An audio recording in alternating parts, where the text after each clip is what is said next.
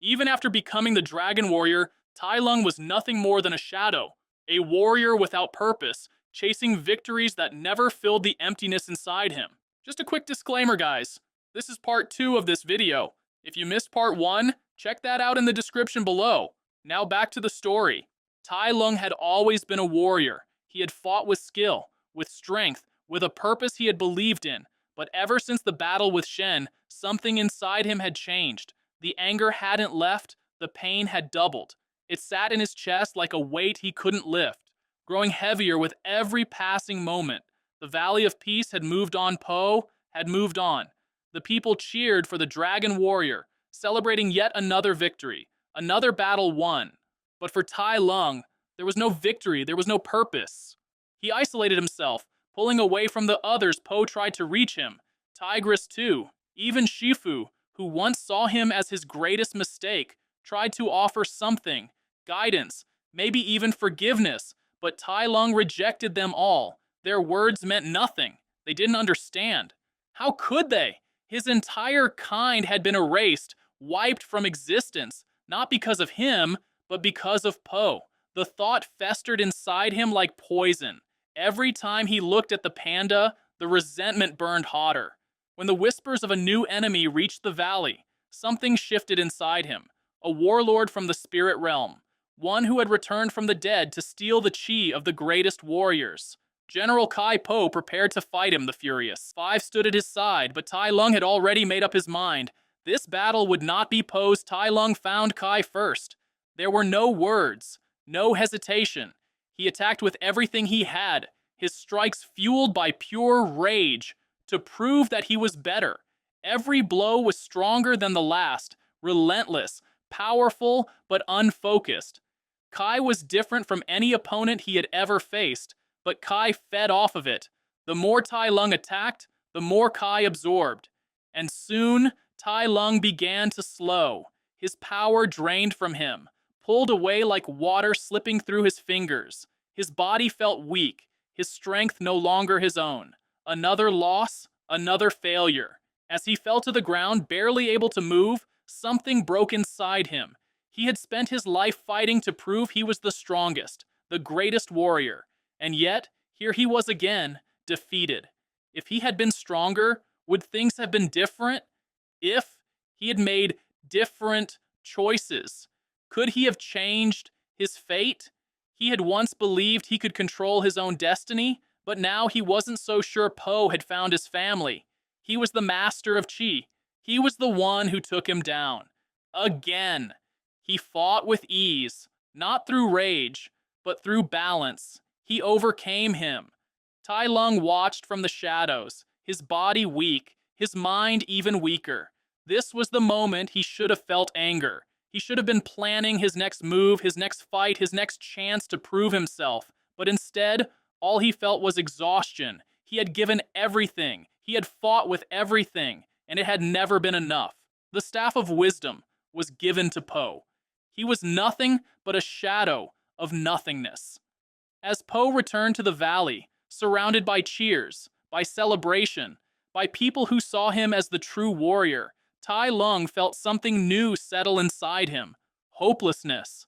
No matter how hard he tried, no matter how strong he became, he would always be second. He didn't wait for the ceremony to end. He didn't wait for Po, or Tigress, or Shifu to say something, to reach for him one last time. He left. Without a word, without a destination, without a plan. He had nothing left to fight for. His family was gone, not lost, not waiting for him somewhere beyond the mountains, gone. He searched anyway, traveling through distant lands, following every whisper, every rumor, but every road led to the same answer. He was the last of his kind. The realization didn't fill him with rage the way it once would have. It didn't make him want to tear the world apart. Instead, it left him empty, standing in the ruins of a life that had never truly been his to begin with. And in that emptiness, he realized something. For the first time, he stopped running. For the first time, he accepted what was acting on anger never got him anywhere, and so he returned. The Valley of Peace was unchanged. the people carrying on as if he had never left. He expected the same fear in their eyes, the same uncertainty, but this time he wasn't here to demand their respect. He wasn't here to take anything. He was here to rebuild. The Furious Five watched him carefully, uncertain of his return. Poe, ever the optimist, welcomed him back without hesitation, but Tai Lung barely spoke to him. He barely spoke to anyone, except Tigress. She found him one night, sitting at the edge of the Jade Palace, staring at the stars as if they held answers he would never find. He didn't speak at first, but when he finally did, the words fell from him before he could stop them. The anger, the regret, the exhaustion of trying to be something he never truly was. Tigress didn't interrupt. She didn't tell him he was wrong for feeling what he felt. She simply listened, and when the silence settled between them, something unspoken passed between them. He wasn't alone. He had his best friend, the one who caught him when Shen destroyed him, the one who had his back when Kai was stealing his chai. This was his family. The Valley of Peace was his home. From there, things changed. Slowly, he trained with the Furious Five, not as their leader, not as someone trying to prove himself, but as an equal. He fought alongside Poe, not to compete, but because they both had something to protect. He helped the Valley. People stopped fearing him. He enjoyed helping people in need. Every time he did something for someone, he felt whole for a moment, and he repeated it over and over. He was no longer the same. Tai Lung Oogway saw darkness in. He had defeated his inner demons. Master Shifu was insisting on Poe, that he must find his successor and become the spiritual leader. But then, there was another story of the real demon, the chameleon. The chameleon was unlike any opponent he had faced before. She didn't rely on brute strength or an army to overpower her enemies. She studied them, mimicked them, stole their abilities until their strength was no longer their own. She was the sorceress. Jen had come to the Valley of Peace to seek help after learning the story of the two dragon warriors, and so the three of them traveled to Juniper City. Tai Lung would have fallen to fight with the chameleon once more, to fight alone. He would have relied on force alone, trying to overpower her in a battle of raw skill, but he had learned, he had grown. When they reach the city, they almost get arrested, but they escape through the thieves' den. Tai Lung senses something off about Zen, but dismisses it, trying to focus on building relationships. But when he learns that she was just a pawn to get Poe the Staff of Wisdom, Tai Lung manages to escape, and the chameleon didn't go after him because she knew he was never the dragon warrior, laughing at him. But Tai Lung was not gonna leave his friend Poe. As the chameleon brings every master back and steals their kung fu, Tai Lung helps Poe escape. Zen joins in as she sees them escaping. Tai Lung and Poe fight together with the chameleon. The battle wasn't easy. The chameleon was deceptive, ruthless, constantly shifting, taking their abilities and turning them against them. But Tai Lung had spent a lifetime fighting himself. He had already faced his greatest enemy. With the help of Zen, they finally take down the chameleon. It was the Masters, Lord Shen and General Kai, who Poe had defeated before, take the chameleon with him.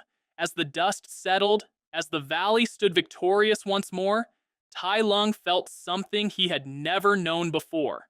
Not validation, not power, peace.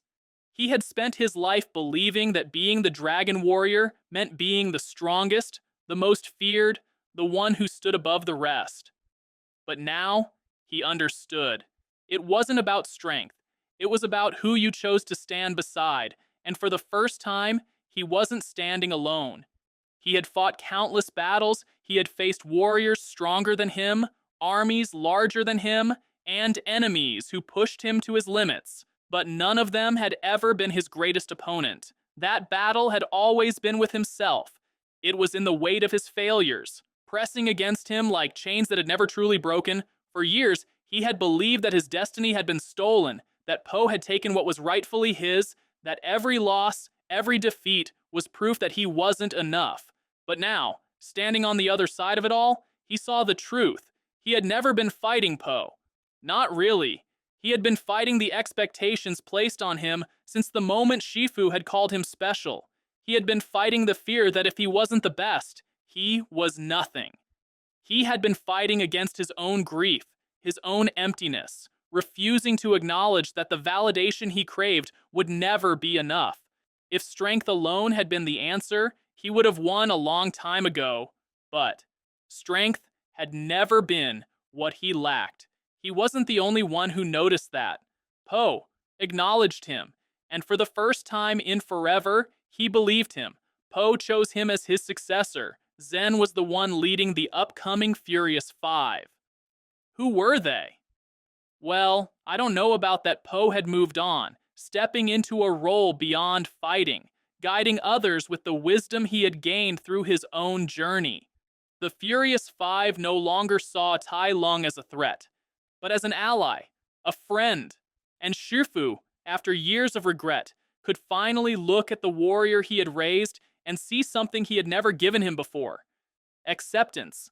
Tai Lung was no longer a student seeking approval, no longer a warrior, desperate to win. He had become something more, the protector of the Valley of Peace. So what do you think? This should have been the redemption for the villain that Shifu made, right? Only because Master Oogway said something. That didn't need to define his entire existence. He could redeem himself if he wanted to, and he did, and he will keep doing it. That's what I believe.